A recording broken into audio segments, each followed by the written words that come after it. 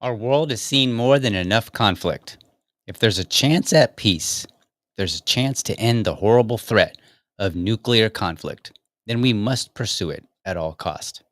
Donald Trump, 2018.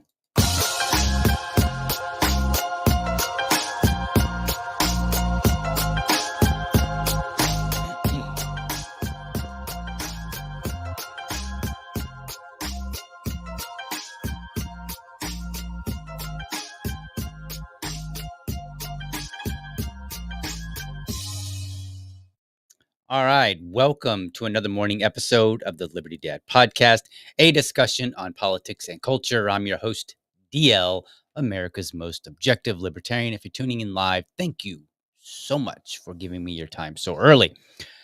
All right, folks, today, today I don't feel so good. Like I woke up in the middle of the night and I was like, just wasn't feeling right. And then I woke up this morning, my throat was all like, bleh. So that's fun because I have a 4-day weekend coming up. Yay! Getting sick when you have 4 days so that I can do all more chores. That's basically what it amounts to. You might notice if you're watching the video that I like, what's up with this new hat? Well, as it turns out, my beautiful wife got me some swag for my birthday that was yesterday. That's right. I did not tell you guys, because I didn't want everybody to be like, "Oh, happy birthday, happy birthday." Um, Although somebody in the chat, I believe it was Joe yesterday, he mentioned it, and I just kind of pretended like he didn't say anything. So, Joe, if you're watching, I did see, and I avoided it. I avoided it on purpose. Not you, just the whole birthday thing. And since this is 47 weekly, I'll just tell you, I am also 47. My dad texted me and he was like, "Son, you're getting perilously close." Or no, he said dangerously. He said, "You're getting dangerously close to 50." And I was like, "You want me to stop?" And he was like, "No, no, no, no." So, yeah, that happened. Some of the swag is I got this, Liberty Dad hat. And then she also got me a t-shirt that has, my logo on it. And then it says Liberty Dad on the back. And it's got a QR code so that people can scan it. So that's pretty cool. And then she also got me a cup. Actually, this is the second cup she got me. She got me a cup last year. And then I went to Pork Fest up in New Hampshire. And the guy that I rode with, I accidentally left it in his vehicle. So I think he still has it. So I have a second cup now. Basically, I've got a lot of swag that my wife has gotten me over the last couple of years, because she also got me a hoodie this year, because I was talking, I was like, yeah, this red one that I've had since like 2015 or something like that. It's just kind of been worn down and used for painting and work, and so it's kind of rough looking, but I like to keep my stuff for a long time. I think I still have shirts from when I was in school. And so anyway, so I've got that. I got a cigar lighter and I don't know, a bunch of other things. Like it's pretty cool. Like I just got this like pile of swag. So one of these days, I might even open up a store for folks that are like Liberty Dads, or just fans of the show, and you can have some stuff. The only delay in that is that my creative ability is terrible. So it's like, I don't know. Anyway, blah, blah, blah. So yeah, yesterday was my birthday. I got some swag. Maybe one of these days I'll open up a store and then you guys can support the show. And that way you can have some cool stuff too. I got a Rumble update very quickly here, just for the next month. They sent me an email and I actually read it. And that's a big thing for me. I don't like email. And they said next month we are adding a new requirement of at least 20 total chatters across all. Did it again across. You could tell I grew up in the Midwest. No shade, Midwest folks. I'm one of you. 20 total chatters across all your Rumble live streams for the month. Each user will be counted once. So next month, I'm going to have to get 20 of you people chatting. So I don't know how many there are, but if you're watching the show and you're like, got a comment or something like that, if you've been nervous or you're like, I don't know, I don't have anything to say, just pop in, say hi, something, help me out because they're adding another requirement for me to stay in the program. So I'm in the program this month and we're doing good. But next month we will see. So we just got to keep growing. That's just the way it goes. They're going to raise the bar and I'm going to do my best to meet that bar with the help of my awesome audience. So there's that. Keep that in mind. And by the way, that is exclusive to Rumble. So if you're watching on YouTube and you chat, and you throw your, something in the chat, I believe it's not going to count, but I could be wrong. We will try to find out next month. We'll test or I'll see. Because the question is, because like when you comment on YouTube, it does show up in Rumble, in the Rumble stream here, or I'm sorry, uh, in the Rumble studio. So I don't know if they're going to count that or if they mean that specifically for Rumble. But I believe it's just Rumble. So we'll find out. But hey, we'll just keep doing what we do. All right, folks. 47 weekly. What is going on with Trump? Well, let's take a look and see what we've got here. What? What is that? Okay. Thomas Massey needs to be dealt with. Alex. Okay. Something wrong with Thomas Massey? I like him. Um, he's a good dude. I support his bills. He just put forward a bill that said, "Hey, no actions in Iran until Congress votes on it, however they vote." So I don't know. My dealing with him would be to give him a raise or something. So I don't know. We'll see. All right, you guys are wild in the chat. But anyway, I don't believe I've seen that name. So Alex Alberto, thank you for joining. And perhaps maybe you can. This is not really a show on Thomas Massey. I just saw the comment in the chat, and I was like, what? Anyway, what's Trump up to? Let's talk about it. Well, I went to POTUStracker.us last week. I told you about it, and I think it's a great, nifty little site. You can check it out on your mobile phone. You can check it out on your tablet, on your laptop, whatever. And it just kind of like it's a nice little summary of some of the things that he's doing. And if you really care about it, it will tell you where he is and where he's been. So you can like go through and be like, oh, he's now at the Oval Office and he came to the Oval Office from here, from Camp David or wherever. That's kind of cool. I don't think I don't care so much about the president that I'm like, where is he right now? But hey, some people might, and that's kind of a nifty little feature, I guess. But they do have they list out the executive actions that he takes. So if he makes a proclamation or if he has an executive order, then they list that, and then you can check them out, and they will link to it, which is really cool. So it's just a neat site. And then of course they do the same thing for his social media presence. They pull from Truth Social, so they don't pull. He doesn't really post a lot on X, and much of the time, what I see from X is just a screenshot from Truth Social. So So there's that. So let's see what executive actions he's been up to recently. And do. So here we go. Let's put it up on the screen there for you folks. All right. So this first one, let me make it a little bigger for me. Empowering common sense wildfire prevention and response. So, this executive order addresses the challenges posed by wildfires, particularly highlighted by the devastation of the January 2025 LA wildfires. It aims to streamline federal wildfire governance, enhance local preparedness and response, and modernize wildfire prevention and response strategies.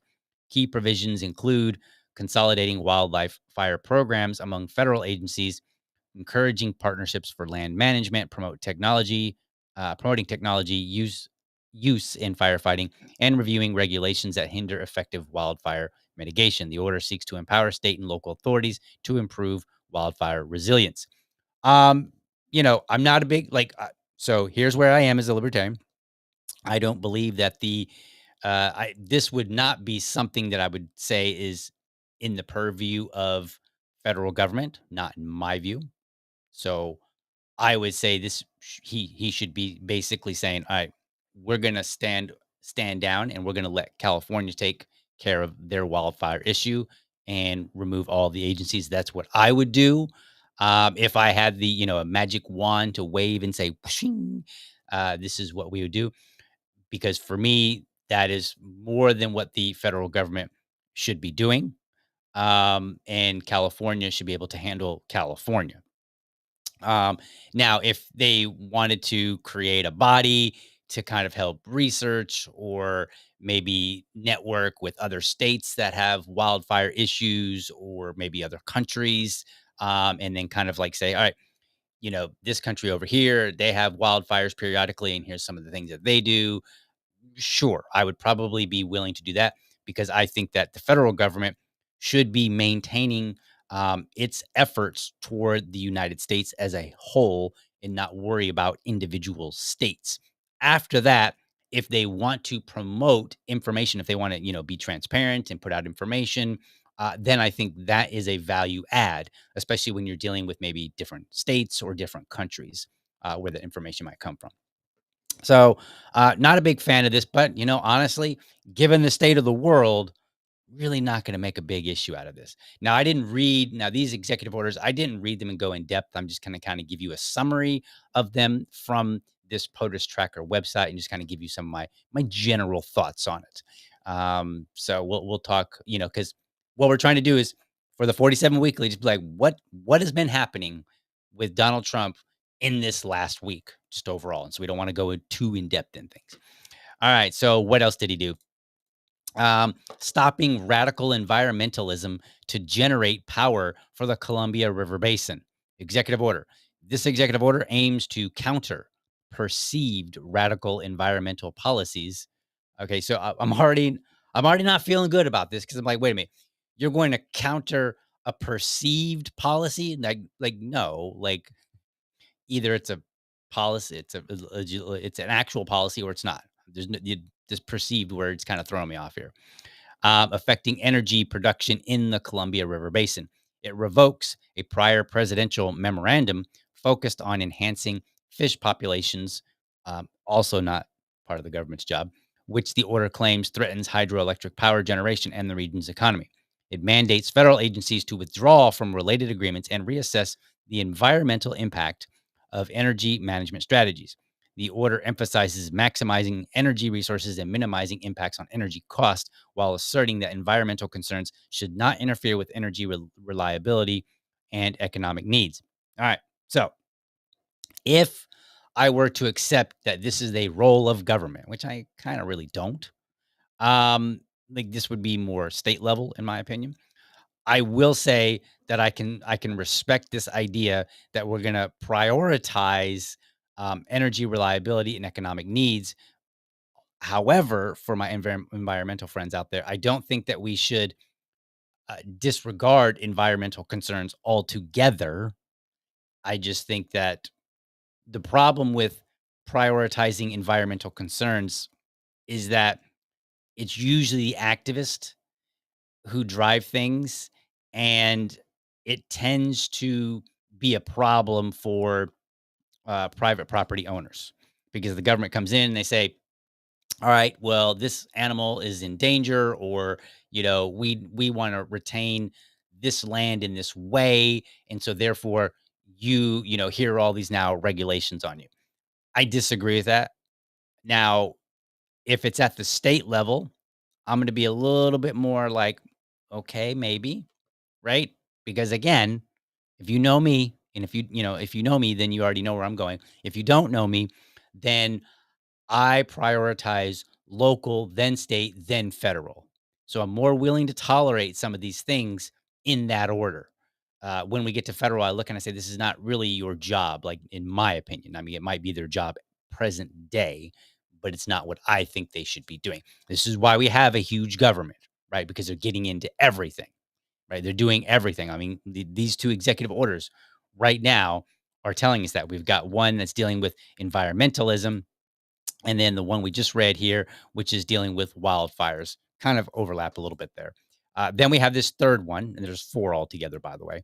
So then we have this fourth one regarding the proposed acquisition of the United States Steel Corporation by Nippon Steel Corporation.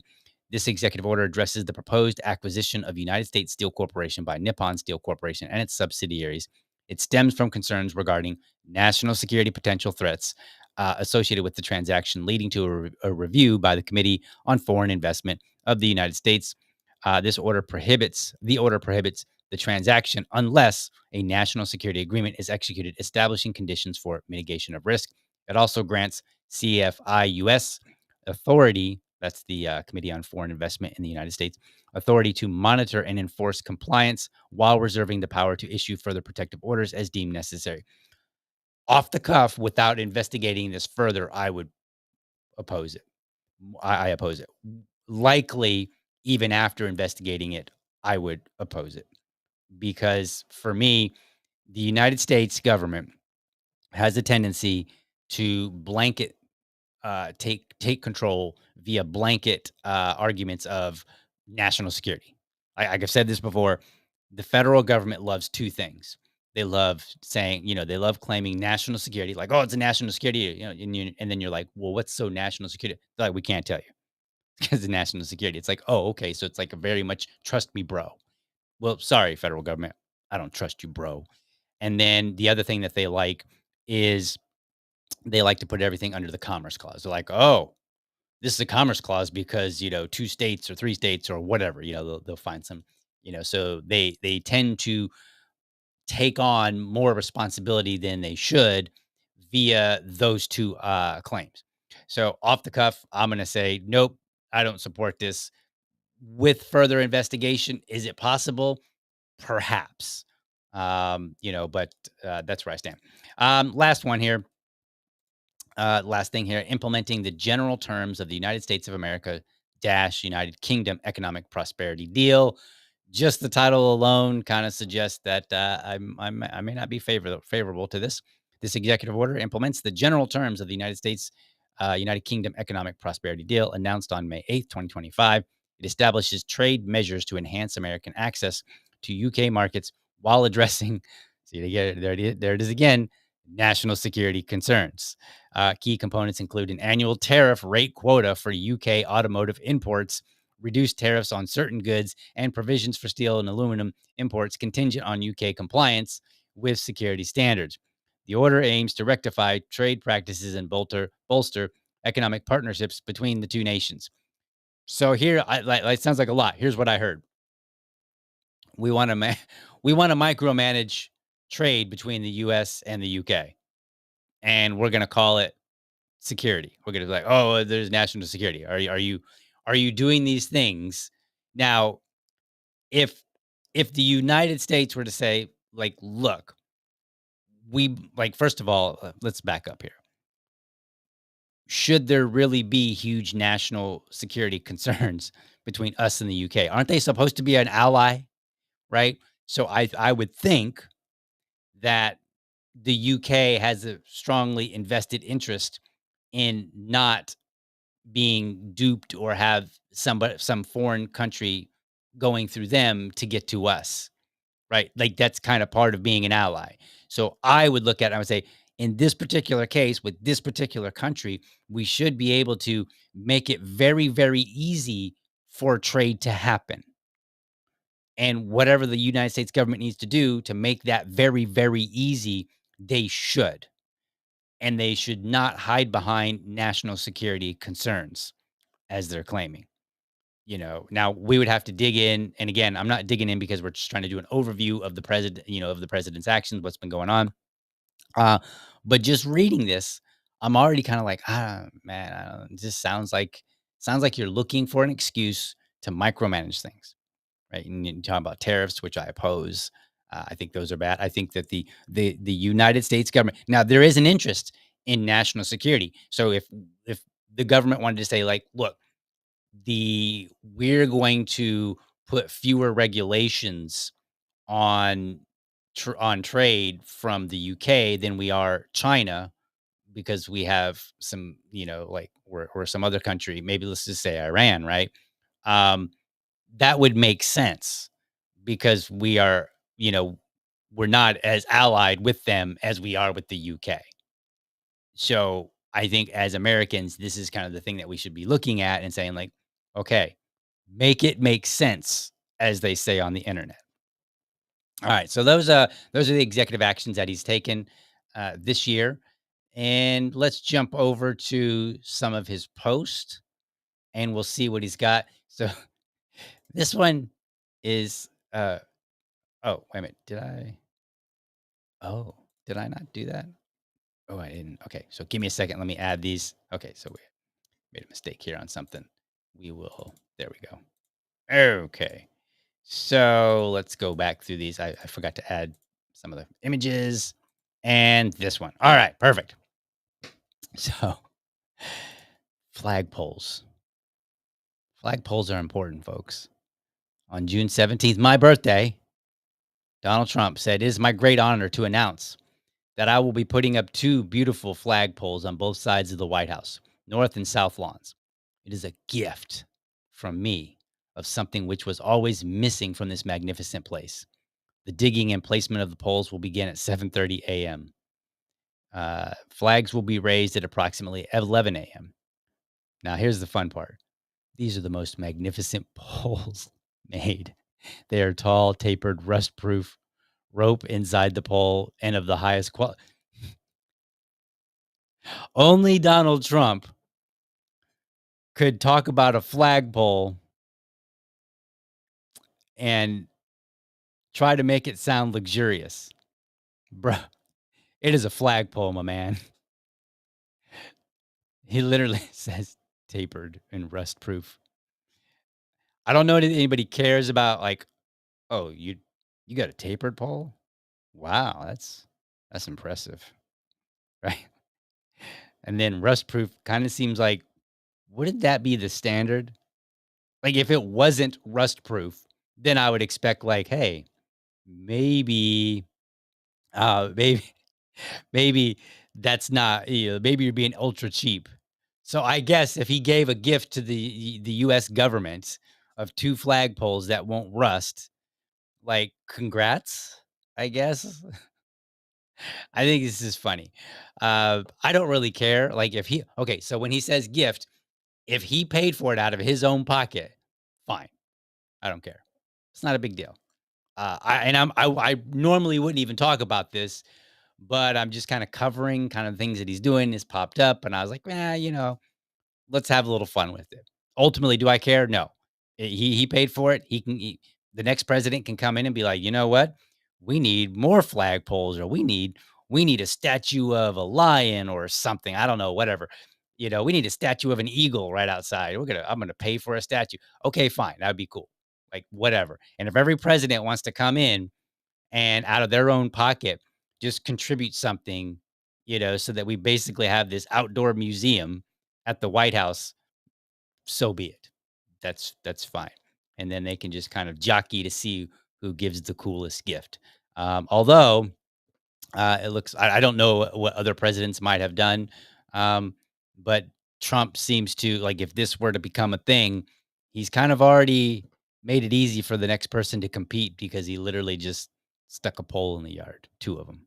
So, whatever. Although they were magnificent poles, I will give him that, so, alright. Alright, I'll stop talking about this, alright? So silly. What do we got next? Let's talk about Iran. So here's some tweets. I'm or not some tweets, but some truths, I guess I think is what you call them on Truth Social. Some truths. So Iran is blowing up. I saw something yesterday that said that where they were like, "We are, big surprise is coming." Um, tonight or something, and it's going to be something that people will remember for, I think they said centuries or something like that. So very ominous, very scary. So who knows what's up with that? Hopefully they are just bluffing. But here's kind of like a timeline of some of his tweets, and I thought this was kind of interesting. So and I'm looking on the news. I don't see any major catastrophe or anything so yet. So hopefully nothing comes to it other than, I mean, obviously they're just going to retaliate, but hopefully um, there is nothing that's, hopefully they're bluffing in that. And hopefully Trump is doing something to prevent the worst possible outcome of war. Although it doesn't really feel like it. It feels kind of like he's kind of like really supporting Israel and what they do, kind of like what I said yesterday, where I was like, it's not clear to me exactly what role the US is playing, but we'll talk about that in just a second here. But it does seem like at a minimum, Trump is saying, okay, I'm going to try to work out a deal with Iran. However, at the end of the day, I'm siding with Israel. It's kind of what it feels like. So he said, and his post here kind of suggests that too. So June 13th, he said, I gave Iran chance after chance to make a deal. I told them in the strongest words to, quote, just do it. But no matter how hard they tried, no matter how close they got, they just couldn't get it done. So I'm unclear what this means. Like, so he's saying they did try and they couldn't, like, what does that mean exactly?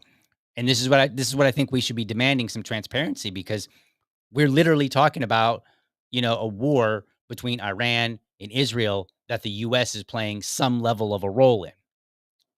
And so if they weren't able to make a deal, but were trying to make a deal, then why isn't the president saying, "All right, Israel, hold up, back up for a second," right? Or are they not even trying? I don't know.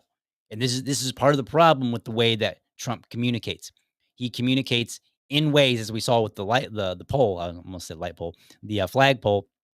He he makes everything out to be either the greatest or the worst, and then so you don't get much for transparency, and so it's not always clear exactly what happened, so that hey, he's doing a good job here or he's not, whatever, right? So we have to try to piece this all together.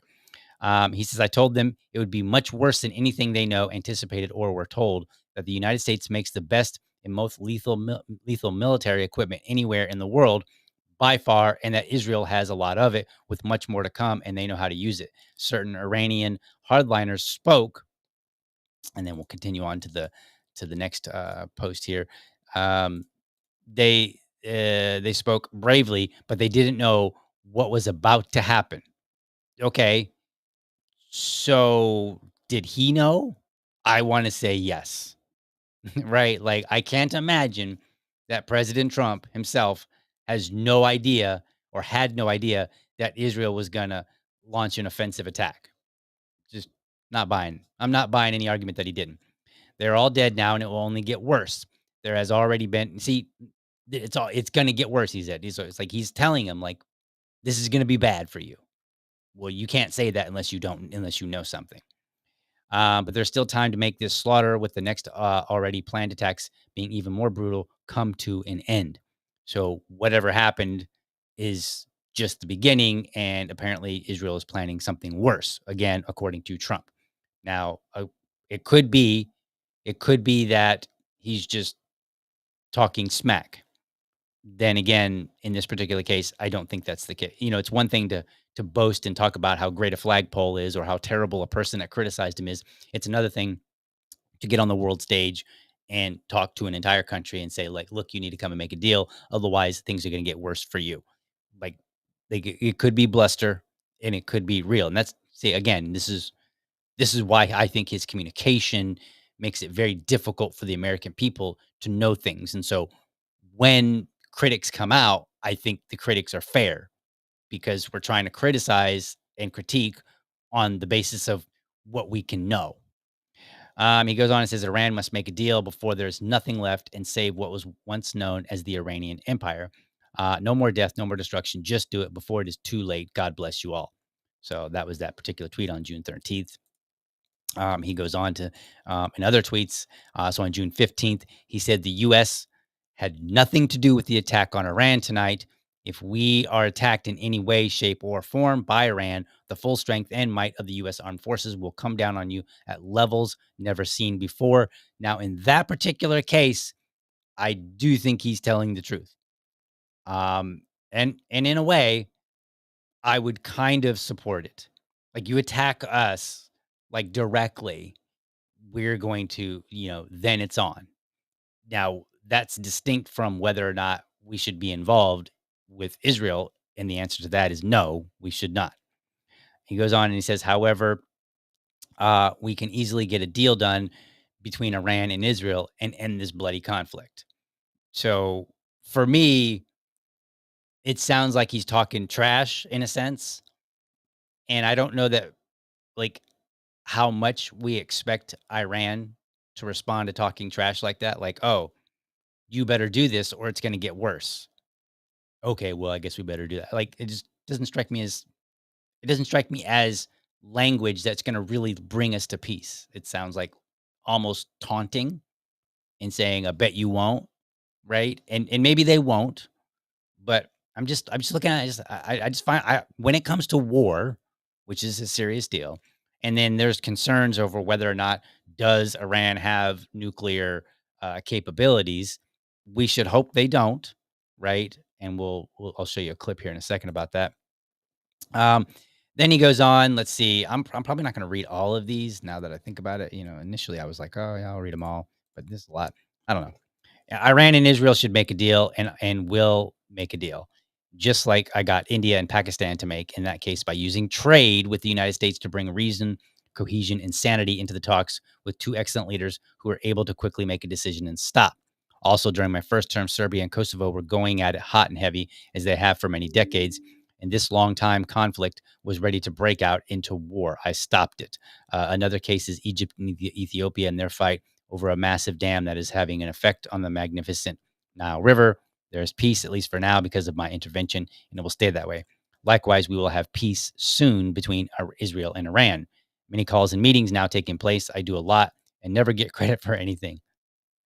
I mean, he tells us all this stuff. He takes credit, right? Like, I'm sorry. Like, if if you stop, like he said he was going to stop the Ukraine war. That didn't really happen. He's talked about resolving things in the Middle East, and now we've got Israel and Iran bombing each other. So it kind of doesn't look like he's really going for it, or maybe he's just like, look, you guys can have at it, and when you're ready to, when one of you is ready to come to the table, I'll broker. I don't know. It's unclear to me. So we'll see. We'll see how this plays out. But for right now, I feel like he's being a bit more bellicose than he is negotiator. Let's see. He goes on and says, in June 16th, Iran should have signed the deal I told them to sign. Okay, so this is interesting because like he's telling us something. If he told them to sign the deal, then there was a deal. What did that deal entail? Why did they not sign it? What about it? Right? Like I might look at it and go, well, Iran, maybe if I could see the deal, yeah, Iran should have signed the deal. Or maybe I might say, this is why they didn't sign it, because it's a terrible deal. It favors Israel and not and really is against them. I don't know. But I don't know those details. What a shame and waste of human life. Simply stated, Iran cannot have a nuclear weapon. I said it over and over again. Everyone should immediately evacuate Tehran. Okay, so now, that kind of comes across almost as a threat. On the other hand, it could be a dire warning, like, get out now. But then again, we have to start asking, like, what information do we have about nuclear programs, that might lead to developing a nuclear weapon? what is happening, where is it happening, and I get it. Some of this information we're not going to necessarily get because of probably legitimate national security concerns. But because we use that phrasing all the time, it makes it difficult here to really have confidence in the president. And I see a lot of his supporters. There's a mix of people that are like, "Hey, I'm dumping him. I'm dumping Trump," right? And reasonably so, because like, what is he doing? Is it really actually leading to peace? Is this one of them situations where, hey, it's got to get a little bad, but then we're going to turn things around, or like, is that what's happening? I don't know, right? I We just don't know. It's not clear, but it does seem clear that he's spending more time being bellicose than negotiator. That's kind of where I'm going. Publicity seeking President Emmanuel Macron of France mistakenly said that I left the G7 summit in Canada to go back to DC to work on a ceasefire between Israel and Iran. Wrong. He has no idea why I'm on my way to Washington, but it certainly has nothing to do with the ceasefire. Much bigger than that. Okay, well, it's interesting. What's much bigger than preventing potentially nuclear war? That's what everybody's concerned about, Mr. President. Let's see. I have not reached out to Iran for peace talks in any way, shape, or form. Oh, this is interesting. This is just more highly fabricated fake news. If they want to talk, they know how to reach me. They should have taken the deal that was on the table, would have saved a lot of lives. Okay. So now seems pretty clear that he's not being negotiator. He's just sitting on the sidelines being, you ever seen like that yeah, it's in the movies and stuff like that. You'll have, like, the big bully, and they're the muscle, and you have, like, the little guy, and the little guy is always like, "Yeah, yeah," and the bully's one issuing demands and commands. He's like, do this, or else. You better give me your lunch money," or whatever, and then the little scrawny guy's like, "Yeah, give him your lunch money." It feels like Trump is like that little guy right now. He's like, "Yeah, you better do this," because he's clearly not exhibiting negotiator comments here. He's not showing that he's being a negotiator, and he seems to be saying like, "I'm not even involved." So which is it? Is he gonna bring peace? He's like, "Oh, nobody gives me credit." Well, why should we give you credit? You just said you haven't even reached out and talked to him, right? And you said if they want to talk, they can call me. Oh, okay. Why should I give you credit, Mr. President, if they have to call you and they haven't? Credit for what? Tweeting tough or truthing tough? I'm not really sure how you say it. We now have complete and total control of the skies over Iran. Iran had a good sky trackers and other defensive equipment and plenty of it, but it doesn't compare to American made, conceived, and manufactured stuff. Nobody does it better than the good old USFA. Okay. So he's not negotiating on it. He's not trying to reach out to him and improve peace talks. Doesn't seem like the deal he's had anything to do with, because that's what he said. But now we, presuming he means Israel and the United States, have complete and total control of the skies of Iran. So we're in on it somehow. So, like, the issue of blowback is a concern, because if Iran is like, all right, well, we're going to bomb Israel because they bombed us, and then if the U.S. is helping them, how will they retaliate if they do against the United States? So I feel like he's putting the United States in a dangerous situation here. June 12th. Oh, these are going backwards. Did I have them backwards? Thought I. Oh, I think I did. Oh no, that one's. Oh, yeah, yeah. Okay. So that's a different topic. Okay, so yeah. So my bad. I jumped the gun on this a little bit. Okay, so yeah, so these are his post about Iran. Now, what I thought was interesting, I saw this video here, and I'll play it for you real quick. So this is of just play. So you've always said that you don't believe Iran should be able to have a nuclear weapon, but how close do you personally think that they were to getting one? Because Tulsi Gabbard. Okay, so in case you can't hear it, the reporter asked him, they're like, "Look, you've been saying for a long time that Iran shouldn't have a nuclear weapon. How close do you believe they are?" It's a very direct question. And then she's like, she starts talking about Tulsi Gabbard, who recently testified that they're not close. So here's what he says. Tulsi Gabbard testified in March that the intelligence community said Iran wasn't building a nuclear weapon. I don't care what she said. I think they were very close to having it. Okay, so he's like, I don't care what she said. I think we're very close. This again gets to my problem with the president.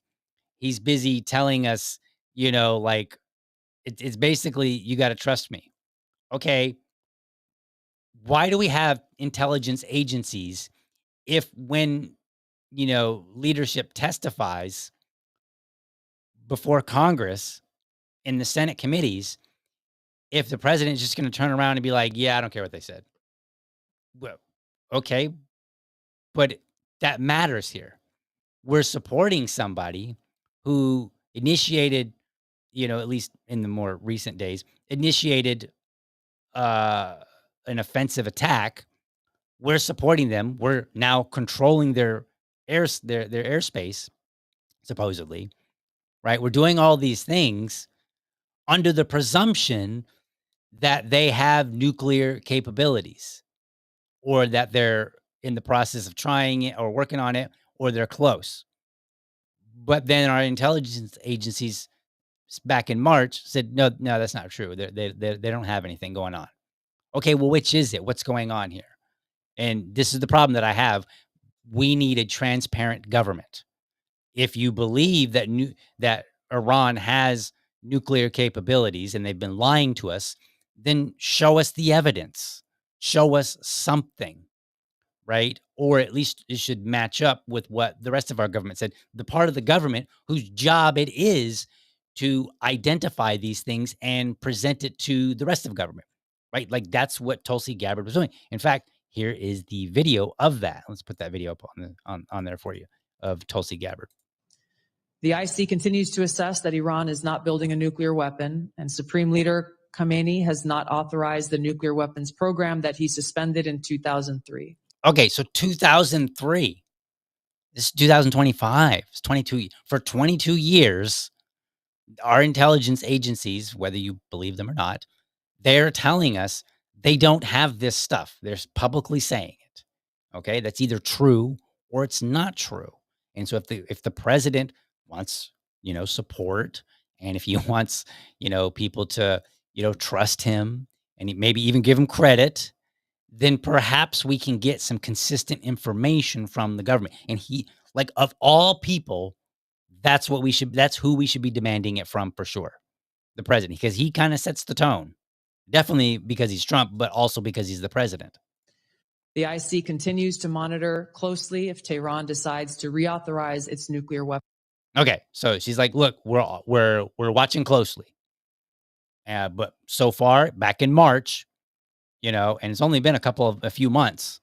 So 2.5 months ago, 3 months ago ish, somewhere around there, we determined that no, they have not restarted and they don't have it.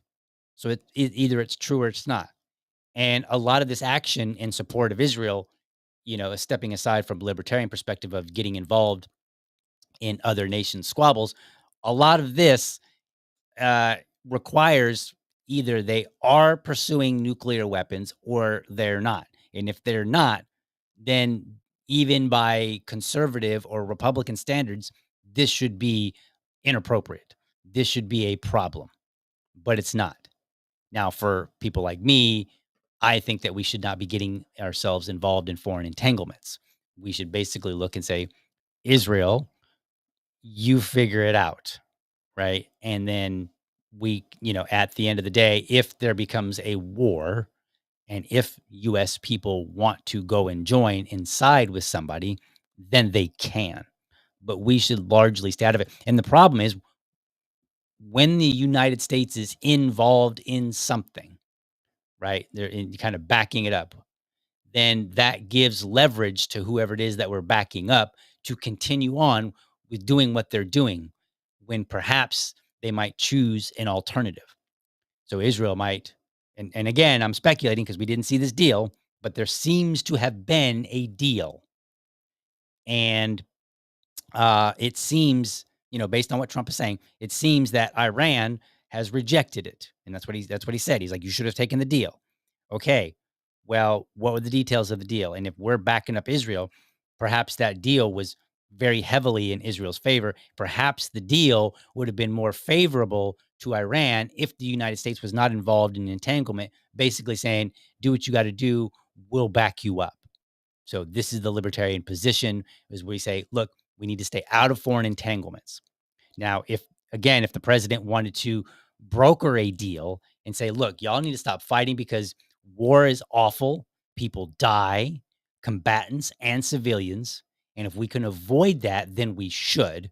And so if he wants to get in and be a broker for this deal, and then say, and he should look at it and he should say, okay, and again, we're making a presumption. This deal that you've drawn up, Israel, it's very one-sided. You need to come back to the table with something that's a little bit more appealing to Iran, right? Like for them to sign, because everybody knows that there are deals that are made sometimes or presented, and it's completely one sided, and that the one side is trying to take advantage of the other side. And I think the best place for the United States to be, if we're going to be involved at all, is to look and say, yeah, this is not a reasonable deal. Like, this is absurd. If Iran was making the deal, and they did the same thing to you, you would also reject it, right? Whatever it is. So again, we don't know. And I would actually like to see the deal. Like, what are the contents of it? Because then I can match up and I can at least say, from an objective position, even if they don't fit my libertarian values, is the president making the right decisions or not? Right? Is what he's saying on social media good or bad? I can't make those because, again, we don't have the transparency. But I think we need the transparency since we are talking about a potential very serious war. So there's that. Let's see, where are we on time here? Oh, I think we're doing good. You know what? Let me go to the chat here, and then what we will do is we will go to the chat, and then we will come back, and then we'll talk about the other two things I've got. Immigration in America first, we will talk about. So let's see what we've got in the chat going on here. Happy birthday, fearless leader. Thank you, Kagela. I'll just shut up.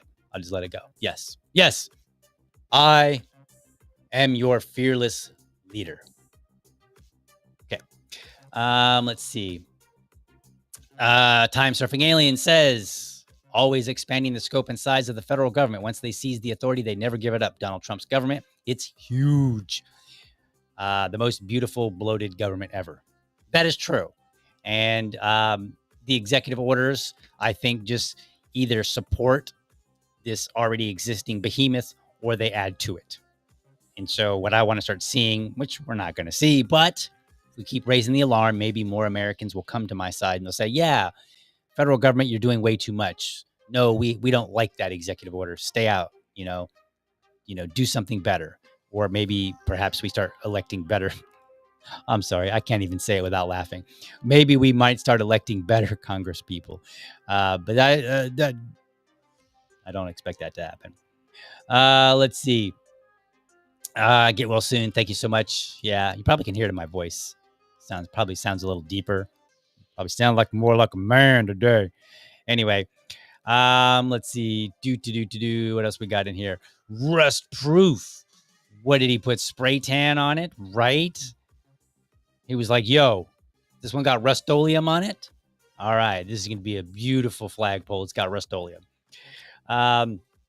Israel will never make a deal. I feel like whatever deal Israel will make will be would be willing to make would be so ridiculously one-sided that it would never happen. That's my impression of world events.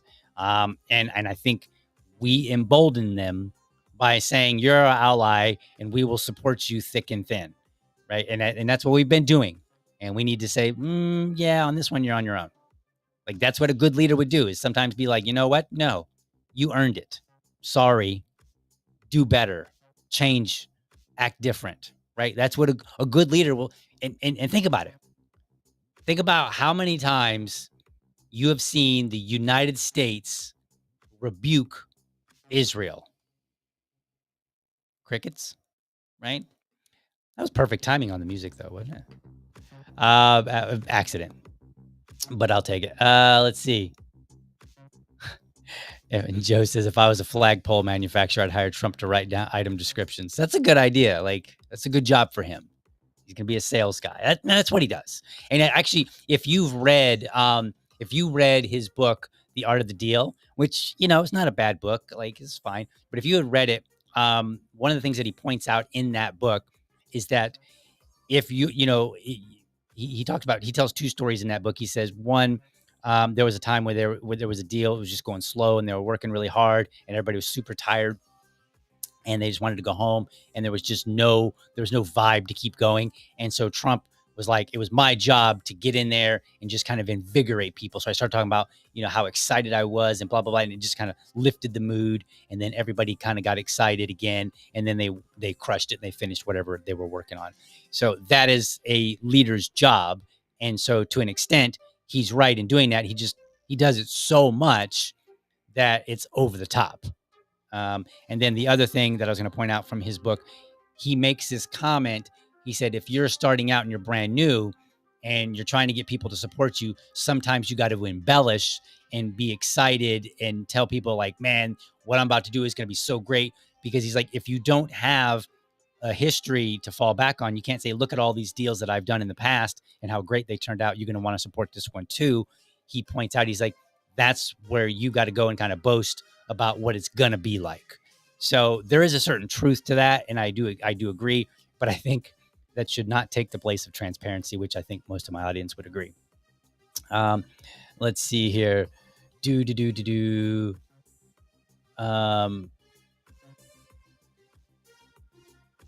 It's interesting. Okay. Fair point, Alex. Tulsi said that in March. It's June now. A lot can change. That's a fair point. However, my counter response would be, Tulsi said since 2003, nothing has changed. Nothing of significant consequence has changed. So if things don't change in 20 some years, what is the likelihood that all of a sudden in the last couple of months, things have changed? I mean, it's possible. Don't get me wrong. I'm not going to deny it. But again, this is kind of information that we would need to know about. And we need more than just, I don't care what Tulsi said. You should care what she said. You literally hired her and it's her job, and she testified in front of Congress. So were they right or were they wrong? Did they miss something? Right? Like, is it, I don't know how long it takes to go from wherever they currently are to a serious position where we might be concerned. But I would assume that that can't happen in just a couple of months, that they're not going to go from not a threat at all, no big deal, they haven't restarted anything, they've not been given permission, to all of a sudden, oh my God, now you're a threat. Either the intelligence agencies missed something, or like things can rapidly happen a lot faster than Americans believe. Either way, we need to know this information. So Trump's response is not appropriate one way or another. I don't care what she said does not tell me, hey, new information has come forward. Like, it would have been different if he had said, I know she said that some things have changed. And then, of course, I would expect him to follow up with, I can't tell you about it because of national security. So just the way that he's talking doesn't work for me. And we should hold him accountable, even if you support him. Let's see what else we got in here. Will you post your Liberty Dad swag on your socials later? Sure, why not? I'll make some posts regarding my birthday and swag, and I think my wife made a nice little video on Facebook. Maybe I'll transfer it over. Just kind of, you guys can celebrate me the day after. How about that? All right, folks, I'm gonna head on to a commercial break here, little intermission, and then we'll be right back. Hey, Liberty fam, do me a favor. If you enjoy the show, be sure to hit the like and subscribe button to my channel. And for the really serious folks out there, I want you to hit that bell so that you never miss an episode. By the way, if you want to support the show, head over to libertydad.locals.com and sign up. For $5, you can be part of this show. There, I'll engage supporters of the show. We'll discuss topics that you want me to talk about, response videos that you would like to see, or anything related to the show. And I'll even have a monthly subscribers only episode. By the way, I'm always looking for dads to join me for Dad Talk. That's my series where I invite everyday dads on to talk about what's important to them in the context of being a dad. No argument, no debate, and dads choose the topic. It's my way of raising dad voices. If you're a dad or you know a dad who has something to say, let's get connected. Episodes air live on Friday mornings or Friday evenings, whichever works best for dads. All right, let's get back to the show. All right, so we're back, and I got two more items to talk about here. So immigration, this is a kind of a sore spot for me, and I've had people online. They're like, "Oh, is it like?" It's funny. I've criticized immigration policies, and I've had people come. They're like, "I bet you got a brown kid, don't you?" And I'm like, "Well, technically yellow, if you want to go that route. So I mean, if you're going to be a bigot, at least get it right. Don't worry, you're not hurting my feelings. I don't really care." But if you're going to say that, I mean, at least get it right. My family's yellow. I'm red, Native American red, and Asians are yellow, right? So no, I don't have a brown kid, although we might look brown because technically they're not really yellow. But anyway, um, but my immigration policies or my immigration views really have nothing to do with my family. First of all, my son is a U.S. citizen, and then my wife is also a U.S. citizen. She just happened to come from a different country. So just so people are aware, like, yeah, I actually evaluate these on what I think would make for a good society. So Trump made some posts about that. Let's see here. He says, bring this up, the Biden administration and Governor Newsom, you know, when it comes to Governor Newsom, I kind of don't mind saying Newscum. I mean, it's kind of corny. I mean, you can tell like Trump is a bit old. He's like, I'm going to make fun of your name, you know? Uh, but I really don't like him. Like he might be one of the politicians. He's not the politician that I despise the most, Governor Newsom. Pretty close. He was, because I think he's a snake. But actually today it's Randy Fine out of Florida here. And that dude is terrible because like anytime there's any tension in the Middle East, he's all like carpet bomb them, kill them all, not talking about Israel, of course. And so I'm like, dude, like it's one thing to say like, yep, we got to go to war. This has to happen. It's another thing to be excited and elated about it. But anyway, so getting back to Trump here, I don't really care that he says that. I wish he would say it about some Republicans from time to time, for some of their asinine comments, but hey, you get what you get. So Governor Newsom flooded America with 21 million illegal aliens, destroying schools, hospitals, and communities, and consuming untold billions of dollars in free welfare. Okay, so these are claims. Do you know what that means? That means they're true or they're not. And if they're true, the only way you know they're true is because you know or have some idea where to find these 21 million illegal aliens. And I've made the point before that the greater majority of stories that we're seeing are people that have been here prior to Biden's term in office, which means the people that we're seeing get deported don't appear to be part of this 21 million. And then recently, people in red states were squawking because they were like, "Whoa, wait a minute. You can't come after our agricultural workers. You can't come after our hospitality workers." Show you a video on that in just a second. But he goes on to say, all of them have to go home, as do countless other illegals and criminals who will turn us into a bankrupt third world nation. Okay, so here's my problem. He's got this out of order. For me, for starters, my policy is to say, if you've been here and you've not committed a violent crime, you haven't committed property crime, you haven't committed a violent crime, then let's find a way for you to stay. If you are here being exactly what we look for in an immigrant, a productive member of society. Now, I don't look for all the minor details like, can you speak English fluently? Half of Americans can't. Have you seen the reading scores? They're not doing so well. That's not really a good criteria. But I would look and I would say, what are you doing? Are you here just soaking up benefits? Then you know what? It's going to be hard for me to argue that you should get to stay here if you're just here soaking up benefits. If you're here and you're not soaking up benefits and you're going to work and you're doing a job You're coming home, enjoying your family, maybe watching some Netflix, whatever. Like, you're the kind of person that we actually want in this country. At least that's what we say.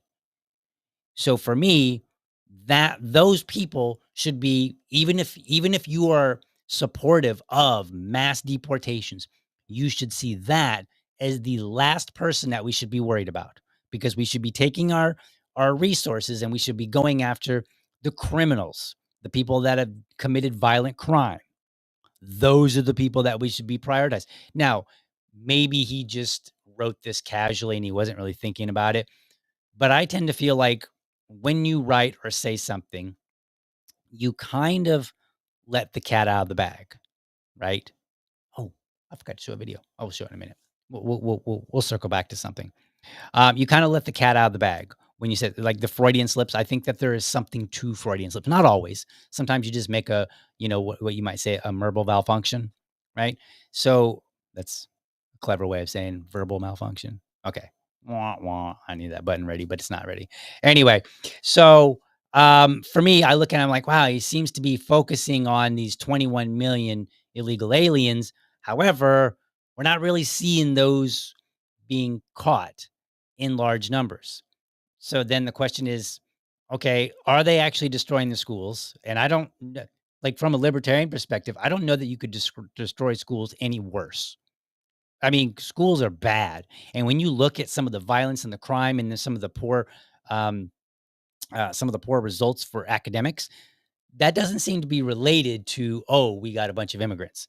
That seems to be related to, we've got Americans, and for one reason or another, we're concentrating the worst elements of Americans in the same schools rather than figuring. And I'm not suggesting that we like take, some of the criminal elements and put them in, nicer schools per se. What I'm just saying is, like, whatever we're doing doesn't appear to be working. We're definitely concentrating all of our bad actors in a, or not only bad actors, but, poor students in terms of academics into one area, right? Into one or two schools or whatnot, or several schools. And so I don't know that you could destroy schools any worse.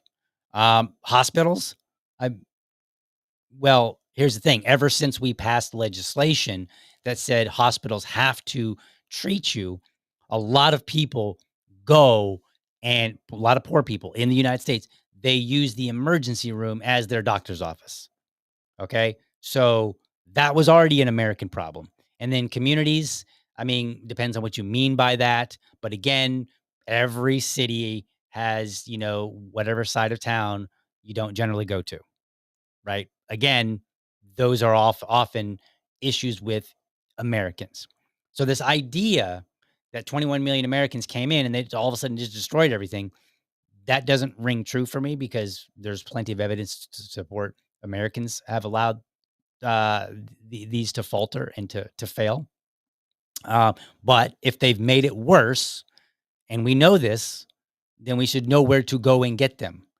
And we should be seeing story after story of this person and that person who came during Biden's administration, and here's what they've been doing, right? And they shouldn't be like the Kilmar Abrego Garcia case, where the government came out and they said, oh man, there's a few, he got arrested and he got lumped in as an MS-13, but otherwise there was no crime reported at the time. We deported him, and then everybody got mad. And now look, we're uncovering all this stuff that wasn't there prior.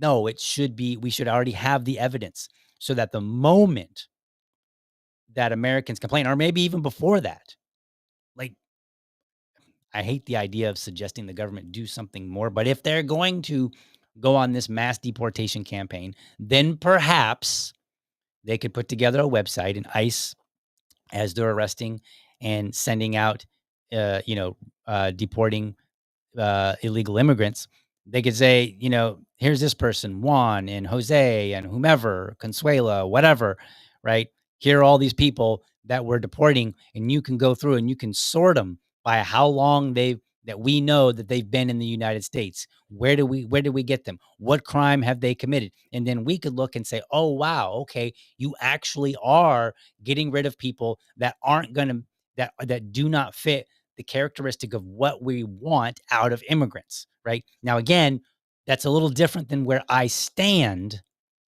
on immigration. I'm pretty open. I'm not full on open borders, but I'm pretty open and I have a limited criteria for it. But if we want to talk about it in the context of what we're doing currently, then again, I go back to this idea of transparency.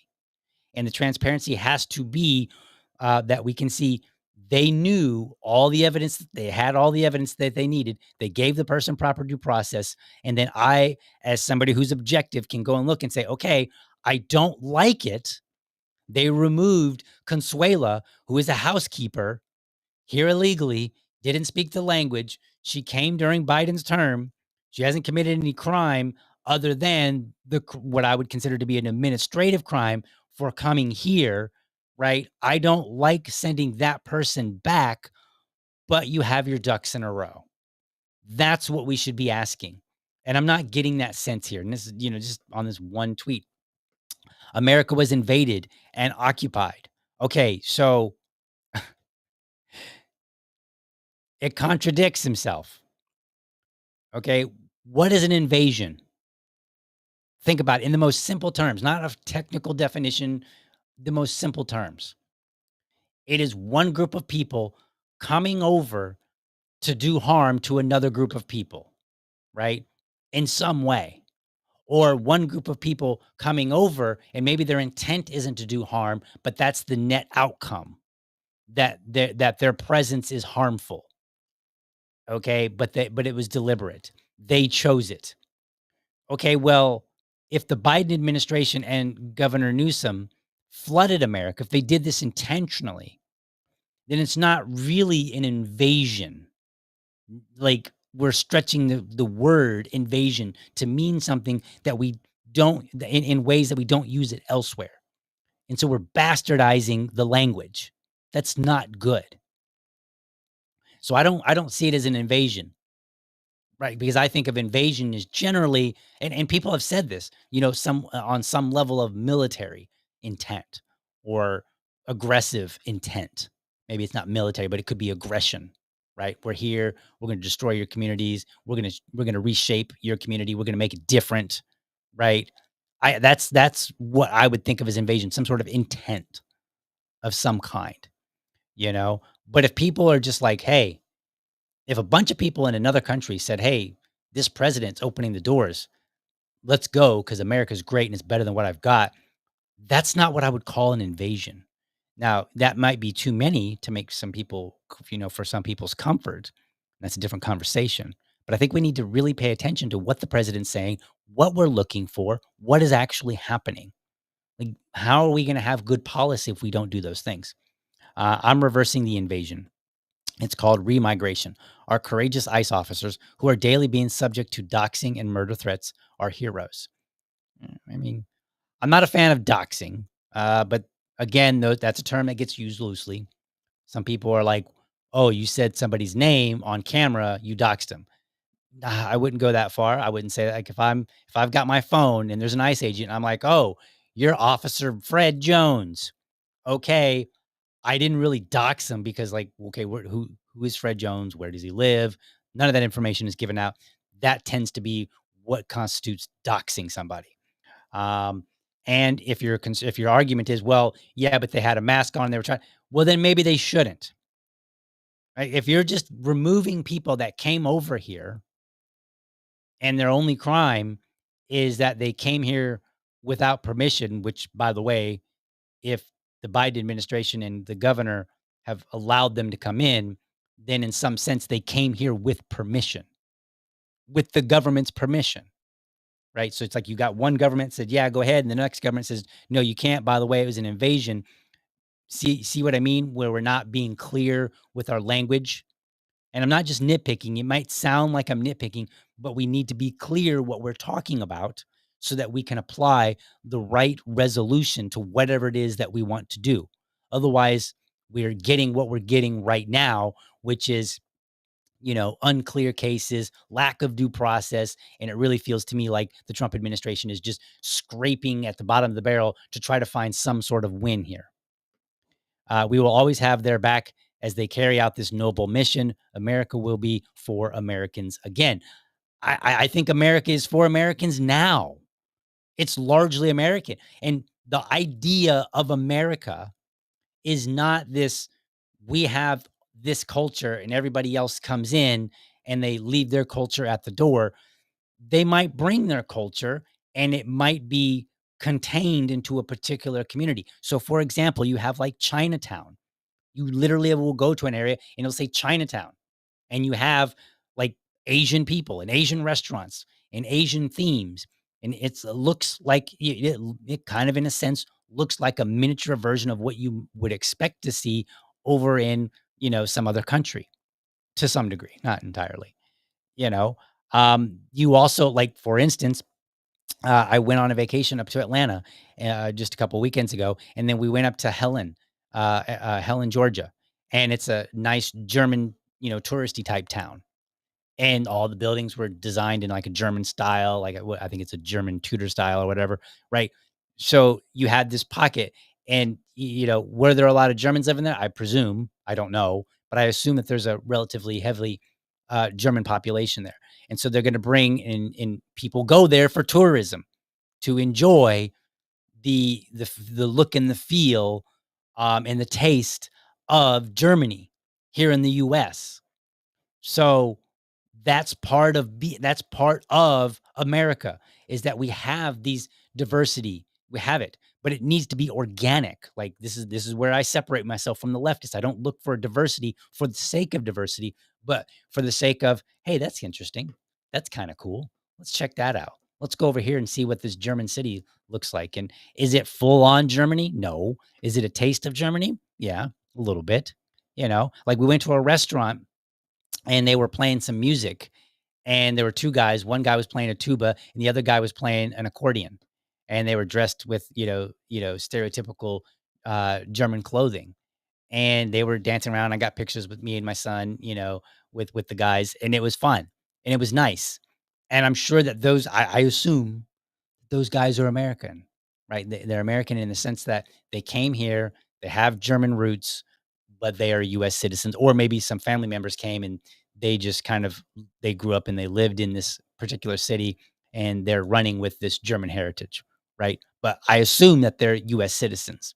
They're Americans. They just happen to have brought and celebrated their culture here. There's nothing wrong with that. That's part of being America. So the idea that immigrants come over here and bring their culture and their custom, I don't think is a problem. Now, if they impose it, enforce it, well, that'd be a different story. But, well, then then they need the permission of the rest of Americans and representatives and so on and so forth. So I don't really see this idea that America will be for Americans again. It hasn't stopped. That's the problem. So let's see what else. What else did he say on this line? This is a this one was kind of a lengthy one. Our nation's ICE officers have shown incredible strength, determination, and courage as they facilitate a very important mission, the largest mass deportation operation of illegal aliens in history. Every day, the brave men and women of ICE are subject to violence, harassment, even threats from radical Democrat politicians, but nothing will stop us from executing our mission and fulfilling our mandate to the American people. Okay? He's got a mandate. Okay? I talked about this in one of my past episodes. I'm like, if you really believed in your mandate, why don't you start in red states where the mandate was very clearly supported? But Donald Trump, and I don't have the numbers in front of me, but he won nationally, like 49% to like 48% or something like that, the popular vote. Okay. But then when you go and you look at the popular vote in California, he lost like 58 to 38 or something like that. Like, it was a tremendous loss. Okay, well, clearly California, they didn't want your mandate. They didn't, so they don't support the mandate. But yet we saw the ICE agents go there. And by the way, I saw some people making some interesting points. They said ICE agents going and rounding up people at a particular business is not a new thing. And they're correct. It's not. I remember when I lived in Richmond, Indiana, there was a place they used to make CDs. If you're really young and you don't know what a CD is, it's basically this round disc that used to have music and audio on it, and you would put it into a device and then you could listen to it. It's very old school. Okay. So this is before everything was on Spotify or, iTunes or whatever.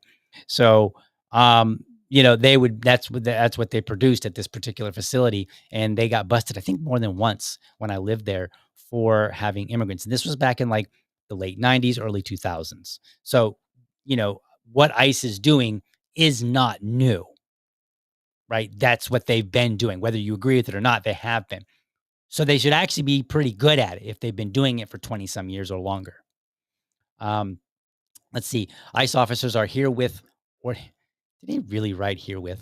Herewith ordered by notice of this truth to do all in their power to achieve the very important goal of delivering the single largest mass deportation program in history. Okay, so like whatever, like I disagree with that. I'm not a fan of it. In order to achieve this, we must expand efforts to detain and deport illegal aliens in America's largest cities, such as Los Angeles, Chicago, and New York. You noticing a trend there? These are blue areas where millions upon millions of illegal aliens reside. These and other such cities are the core of the Democrat power center. Okay, so is this really just fighting Democrats, or is this actually dealing with, migration that you don't like, that you thought was excessive? See, this is my problem, right? And this is why I'm America's most objective libertarian, because I can bounce in between my views and say, okay, let's go according to your own view. You're still not being consistent. So again, I go back to, if this mass deportation was so important, then, and we know that ICE or the federal government has been showing up to buildings for like 20 years, they should be pretty good at it. They should be able to do it without having piles of masks, right? People wearing masks all over the place, like there's some sort of death squad. We shouldn't have that. They should be good at it. They should be able to execute a warrant accordingly and deport people, right, without too much problem. And we should be hearing about how he's going to red states as well. But we're not hearing that, because here he's like, these and other such cities are the core of the Democrat power center, where they use illegal aliens to expand the voter base, cheat in elections, and grow the welfare state, robbing good paying jobs and benefits from hardworking American citizens. Okay. And that doesn't happen in red states.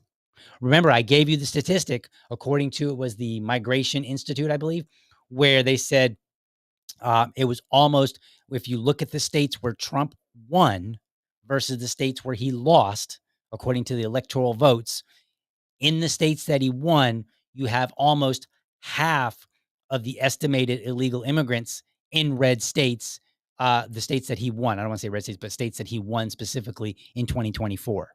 Okay, if they're a problem in the blue states and they're causing all these issues, then they're causing issues in the red states as well. So therefore, go to the red states where this mandate was supported and show us how much better the red states can become. But he's not, or he kind of is going back and forth, because let's take a look at this video here real quick. Here's this video. You may or may not have seen it. How many people live in Iran, by the way? Wrong video. I don't know the population. Oh, hold on. Wrong video. That was the video I meant to show you, and maybe we'll circle back to that. What made you change your mind about targeting in California farmers and people in the hotel and leisure business? Well, we're not targeting. In fact, okay, so he's like, we're not targeting people in agriculture and the hotel industry or the service industry. And he's like, we're not targeting them. Why not? Are they not doing some of the same things he claims in that post there in the red states as he's claiming in the blue states?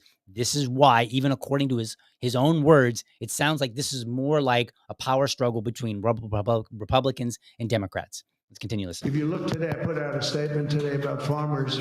Our farmers are being hurt badly by, they have very good workers. They've worked for them for 20 years. They're not citizens, but they've turned out to be, great. Okay, fine. I agree, Mr. President. There are a lot of people that actually turn out to be great. They're fine or whatever, right? They turned out to be the kind of person that we actually want in this country. And he's pointing out that those in, red states, that's who these people are. Okay, great. Does that not apply to those in the blue states? Or is he really going to make the argument that we brought 20 million 20 million illegal immigrants in, and all the ones that went to states that supported Kamala Harris, those are the bad ones, and all the good ones only went to the red states, the states that would eventually go on to give a win in the Electoral College to Donald Trump? That's how it works out. How convenient that is, right? That's a weird coincidence. Or this really isn't about immigration at all. Because again, what are we seeing? What are the results? This is why I always harp on I want results that I can count and look at. What are those results? Let's continue listening. And we're going to have to do something about that. We can't take farmers and take all their people and send them back because they don't have maybe what they're supposed to have, maybe not. It's so funny. They don't have what they're supposed to have, maybe not. Like I guess like downplaying it, right? But he's not talking like that about LA or just let's say California, right? Or some of the other blue states or cities. He's not talking about that there. He's not like, oh, well, maybe they don't have what they're technically supposed to have, but they turned out to be good people. We're going to have to do something about that because we don't want them in this state, to hurt the states, even though it's a blue state. We're not hearing that. We're just hearing it about states that, more supportive. But these are the states that also allegedly gave him the mandate. So make your pick, Mr. President. Start being consistent. And you know what's going to happen and what is happening? They get rid of some of the people because, you go into a farm and you look and people they've been there for 20, 25 years and they've worked great and the owner of the farm loves them and everything else. And then you're supposed to throw them out. And you know what happens? They end up hiring the people, the criminals that have come in, the murderers from prisons and everything else. So, oh, that's weird.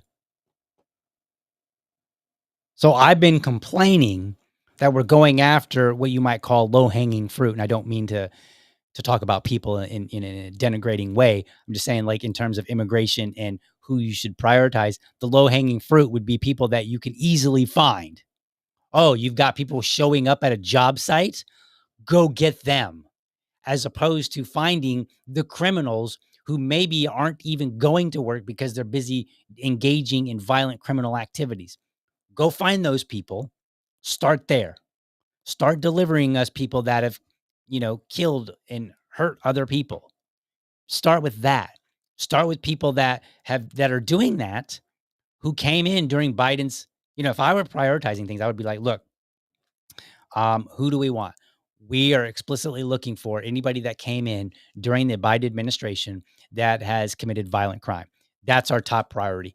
You find those people, you follow up with leads, you get them, you get all the evidence so that when Americans look and the media is showing a sob story because this guy was a violent criminal, but his family is really nice and great, you have all that information at the ready so that when they say, hey, this Kilmar guy, this Abrego guy, we're not finding evidence in presenting it after the fact. We are ready on the spot.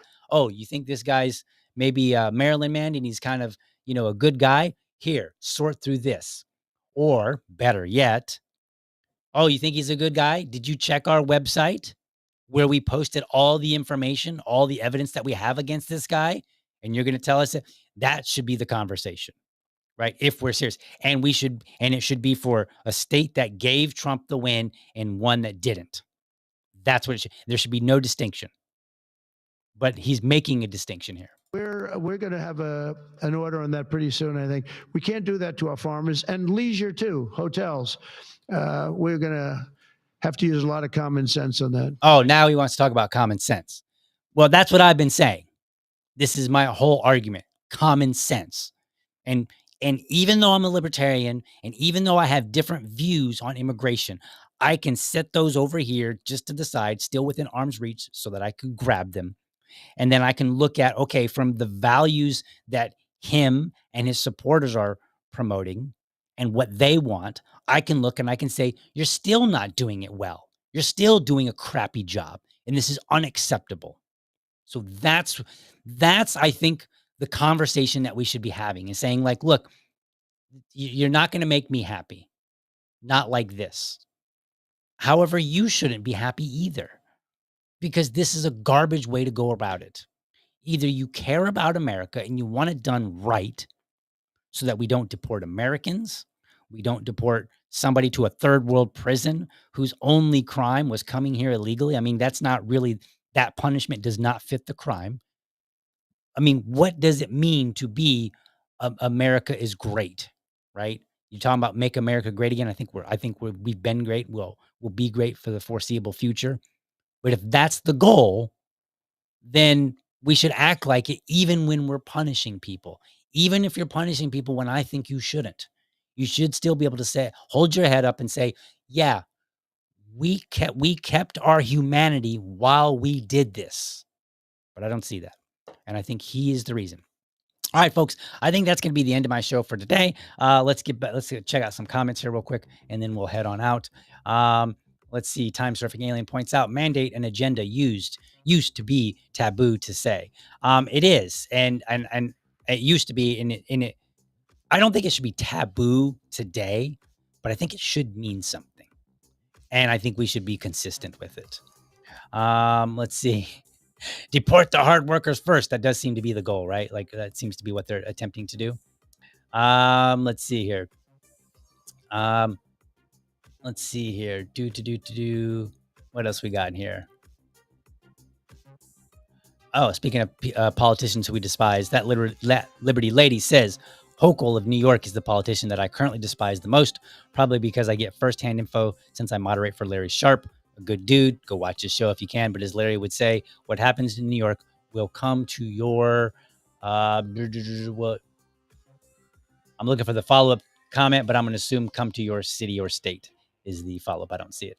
So this is funny. The Beatles, a British invasion, kind of. It kind of was an invasion, right? That's too funny. Let's see. Yes, end welfare, problem solved. You know, one of the things I point out, like, if we really care about dealing with, immigrants that are taking up welfare, which most people oppose anyway. And before it was immigrants, we were like, oh, welfare people shouldn't, Americans shouldn't be on welfare. Go get a job, you lazy bum, right?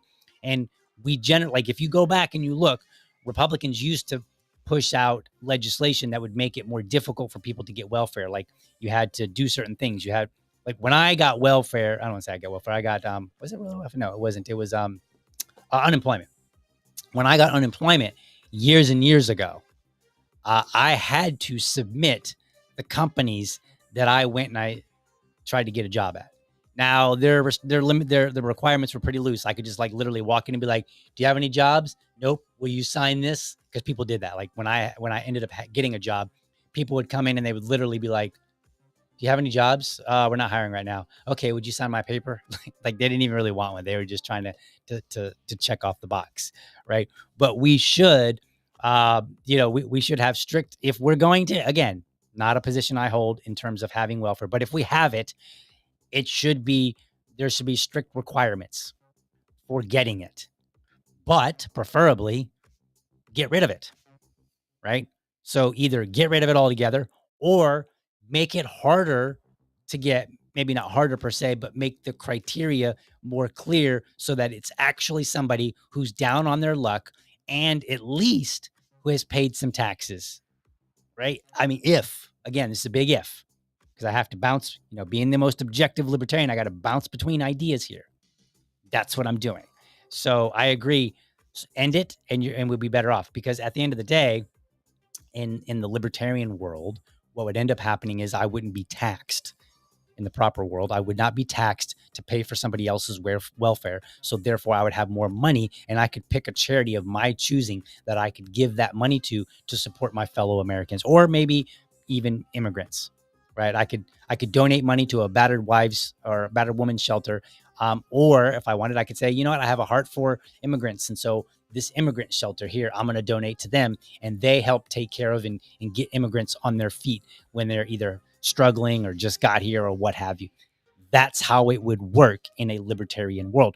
And if you look up the data, you'll find out we spend billions every year on charity. So I think it would only go up.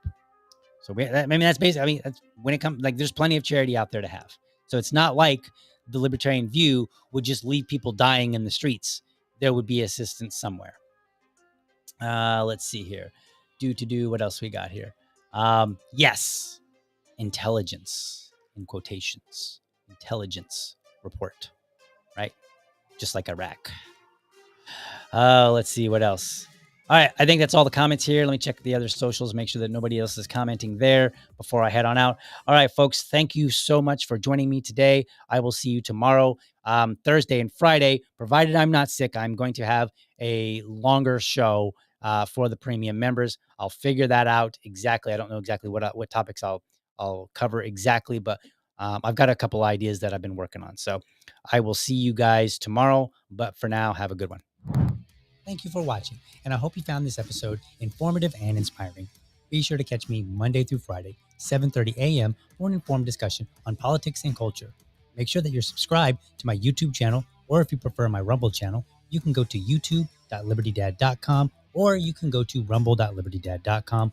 While you are there, let me know how I'm doing by leaving me a comment. You can also become part of the community by heading over to libertydad.locals.com. Remember, if you're a champion of liberty, your business is people and your product is liberty. I want you to have a great week. Catch you next time. But for now, I'm out.